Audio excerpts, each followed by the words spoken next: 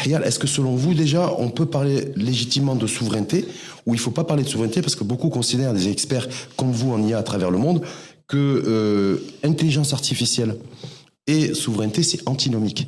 Parce qu'il y a quasiment très peu de pays dans le monde, notamment et y compris les États-Unis et la Chine, qui entre eux d'ailleurs se livrent une compétition technologique, mais entre eux ils sont aussi interdépendants, on l'a vu sur les puces produites par Nvidia. Donc, est-ce que là, du coup, nous, dans notre pays, est-ce que dire associer IA et souveraineté, est-ce que c'est pas, faut pas considérer que c'est pas, il faut pas du tout les associer? Moi, je dis qu'il faut les associer.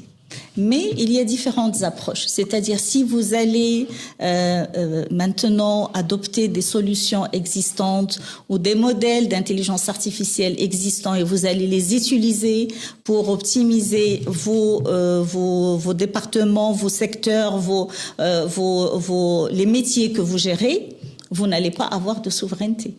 Parce que les données qui vont être collectées, ils vont être stockés dans des serveurs ou dans des clouds qui sont pas chez vous. Qui sont pas souverains. Qui sont pas souverains. Donc déjà, il n'y a pas de souveraineté. Maintenant, même quand vous avez des clouds souverains et que vous stockez ces données dans des clouds souverains, le traitement par des modèles mathématiques qui sont dans des clouds externes fait que vous n'avez pas de souveraineté. J'irai même plus loin. Vous avez installé vos clouds, vous avez installé les processeurs et les modèles qui traitent cette donnée qui est stockée chez vous. Donc vous avez le stockage qui est chez vous et vous avez le traitement qui est chez vous. D'accord? Donc, vous allez espérer avoir la souveraineté? Non, vous n'avez pas de souveraineté. Pourquoi?